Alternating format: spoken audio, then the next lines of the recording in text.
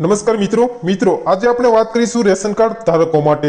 Ration card ધારકો માટે ત્રણ મોટા લાભ છે, જે ત્રણ મોટી યોજના છે, જેમાં 12,000 રૂપિયાની સહાય પણ આપવામાં આવશે।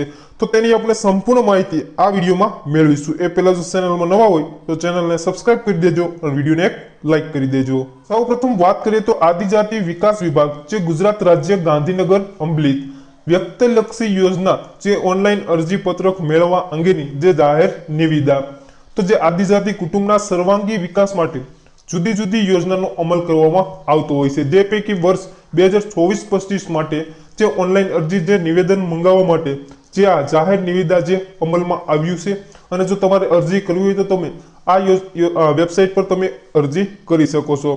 હવે વાત કરીએ કઈ કઈ યોજના છે એની વાત કરીએ તો એ ત્રણ યોજના છે। કુંવરબાઈનું મામેરું યોજના, 7 ફેરું સમલગ્ન યોજના, તો જે અરજી કરવાનો સમયગાળો એનો નાણાકીય વર્ષ દરમિયાન રહેશે, એટલે કે 24-25 ની અંદર, અને વ્યક્તિગત ધોરણે આવાસ યોજના છે, જેની અરજી તમે 20/6/2024 થી લઈને 20/7/2024 સુધી કરી શકશો, એટલે કે એક મહિનાની અંદર તમારે અરજી કરવાની રહેશે, જે 20 જૂન થી લઈને 20 જુલાઈ સુધીમાં તમે અરજી કરી શકશો।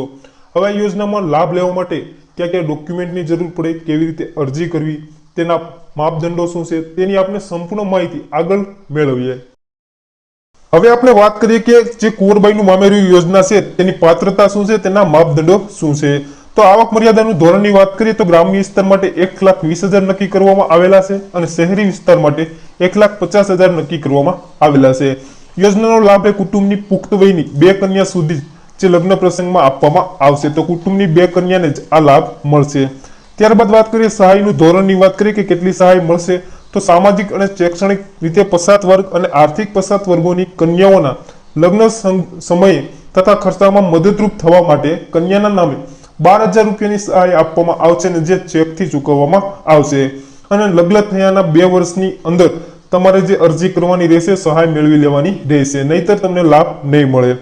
ત્યારબાદ વાત કરીએ નોંધ છે, જે નોંધ તેની વાત કરીએ તો આ અરજી માટે લગ્ન સમયે કન્યાની ઉંમર 18 વર્ષ અને વરની ઉંમર 21 વર્ષ। કુંવરબાઈનું મામેરું યોજના છે, એમાં કયા કયા ડોક્યુમેન્ટની જરૂર પડે, તો જે કન્યાનો ફોટો, વર કન્યાનો લગ્ન સમયનો ફોટો, કન્યાનું અને યુવકનું આધાર કાર્ડ, કન્યાના માતા પિતાનું જે વાલી કાર્ડ અથવા તો આધાર કાર્ડ, જે સમક્ષ અધિકારી શ્રી પાસેથી મેળવેલ જે કન્યાની જાતિનો દાખલો જો લાગુ પડતો હોય તો, ત્યારબાદ સમકક્ષ અધિકારી પાસેથી મેળવેલ જે યુવકનો જાતિનો દાખલો, ત્યારબાદ અરજદારનો રહેઠાણનો પુરાવો, જેમાં વીજળી બિલ, લાયસન્સ, ભાડા કરાર, ચૂંટણી કાર્ડ વગેરે, જેમાંથી કોઈ એક તમારે આપવાનું રહેશે।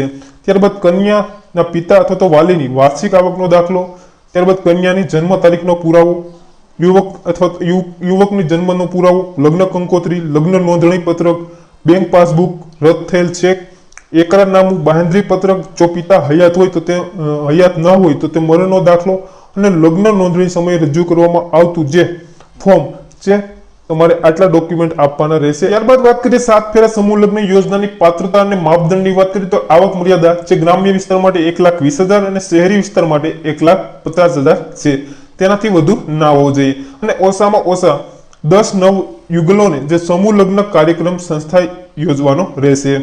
ત્યારબાદ સહાય ધોરણની વાત કરીએ તો 7 ફેરા સમૂહ લગ્ન યોજના હેઠળ સમૂહ લગ્નમાં જોડાયેલા જે સામાજિક અને શૈક્ષણિક રીતે પછાત વર્ગ અથવા તો આર્થિક રીતે પછાત વર્ગના જે નવ યુગલને 12,000 રૂપિયા જે શેકથી તથા આયોજક સંસ્થાને જે નવ યુગલ દીઠ 3,000 લેખે વધુમાં વધુ 75,000 સુધી પ્રોત્સાહક રકમ આપવામાં આવે છે।